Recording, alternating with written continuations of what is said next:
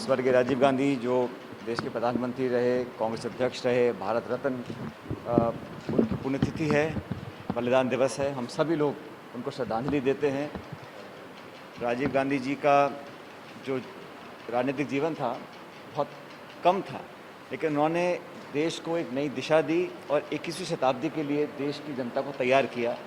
हम सब उनके योगदान को आज स्मरण करते हैं, याद करते हैं।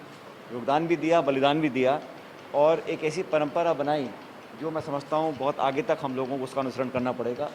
हम सभी कांग्रेस जन और सभी नौजवान और सब देश के लोग आज उनको बहुत भावभीनी श्रद्धांजलि दे रहे हैं, क्योंकि संक्रमण कोरोना का पूरे देश में फैल रहा है और एआईसीसी ने कांग्रेस ने निर्णय लिया तो मैं समझता हूँ बहुत सराहनीय है कि एआईसीसी ने राजीव जी की याद में इस बार पहली बार कोई इश्तिहार नहीं दिया और जो भी वो पैसा इश्तिहार के लिए खर्च करते उस पैसे को संक्रमण के लिए युद्ध जो हो रहा है उसमें मदद के लिए हम इस्तेमाल करेंगे, श्रमिकों को लाने के लिए हम इस्तेमाल करेंगे।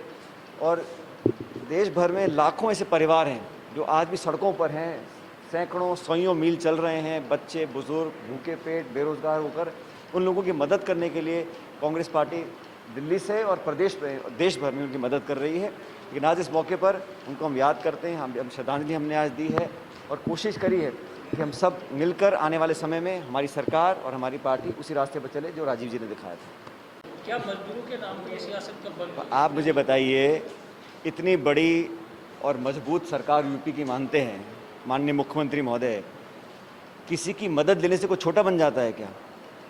आप कर रहे होंगे अपना काम, लेकिन अगर कांग्रेस ने, प्रियंका गांधी जी ने कहा कि मैं अपनी तरफ से, पार्टी की तरफ से, ये सरकार ने नहीं किया, राजस्थान सरकार ने, कांग्रेस पार्टी ने 1000 बसें अगर श्रमिकों के आवागमन के लिए प्रोवाइड करी थी तो इसमें क्या गलत किया? मदद करना, मानवता के भाव में आकर लोगों की हेल्प करना ये गलत नहीं है, लेकिन बेवजह अड़चन पैदा करना, लोगों को अरेस्ट कर लेना, एफआईआर कर लेना, नुक्ताचीनी करना। और भारत सरकार ने कहा कि 30 जून तक किसी गाड़ी को कोई सर्टिफिकेट नहीं चाहिए, कोई कागजी कार्रवाई नहीं है, सबको छूट दी थी भारत सरकार ने। फिर कह रहे 990 थी, 800, मैं तो कहूँ चाहे 5 ही बस थी। अगर कोई गरीब अगर अपने घर पहुँच रहा था तो उसको बेवजह रोकने की क्या ज़रूरत थी? मैं फिर कह रहा हूँ, करने का कोई बहाना नहीं और ना करने के 100 बहाने। ये नहीं चाहते थे और मुझे बड़ा खेद है इतने नाजुक मौके पर जब पूरा देश संकट से गुजर रहा है, अगर कोई संगठन, कोई एनजीओ, कोई व्यक्ति, कोई सरकार, कोई पार्टी तो मदद का हाथ बढ़ाती है तो उसकी मदद स्वीकार करने में कोई छोटा नहीं बनता। बड़ी संकीर्ण सोच का परिचय इस बार दिया है, मुझे बड़ा खेद है, लेकिन फिर भी हम अपने काम में लगे रहेंगे, मदद करेंगे। पूरे देश में, प्रदेश में जहाँ होगा श्रमिकों की मदद के लिए कांग्रेस पार्टी सामने आएगी। काम मैंने पता किया है तो 36 लाख लोग आज नरेगा में राजस्थान में काम कर रहे हैं। हिंदुस्तान में नंबर 1 राज्य राजस्थान बन चुका है। पिछले 10 साल का रिकॉर्ड टूटा है। लगभग 37,000 काम हमने स्वीकृत किए हैं 1900 करोड़ के। और हमने कहा जो बाहर प्रवासी वापस राजस्थान में आएंगे उनको बहुत आसानी से जॉब कार्ड बनेगा और जो उनका क्वारंटीन का समय है 14 दिन, उस समय को इस्तेमाल करेंगे ताकि उनको काम स्वीकृत किया जा सके, ताकि उनको डिले ना हो। क्योंकि जिस श्रमिक को वापस जो आ रहा है आज बेरोजगार है, नौकरी नहीं है, उसको 1 महीने बाद काम देंगे, बेचारा भूखा मर जाएगा। इसलिए 220 रुपये का हमने जो पैसा देने का काम है वो सीधा खाते में उसके जा रहा है।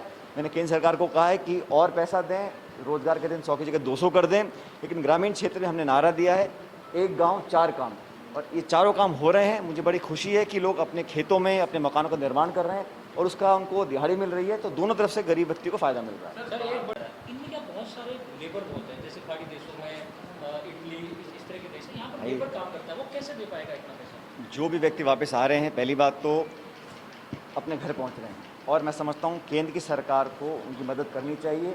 अगर कोई नहीं करेगा तो हम पूरी कोशिश करेंगे उनको कि हर तरह से मदद हो, चाहे वो आर्थिक हो, अन्य को मदद हो, हम लोग भी करेंगे। कई बार ये टिड्डी का जो दल है इतनी आगे तक पहुंच चुका है और केंद्र सरकार का एक अलग विभाग होता है।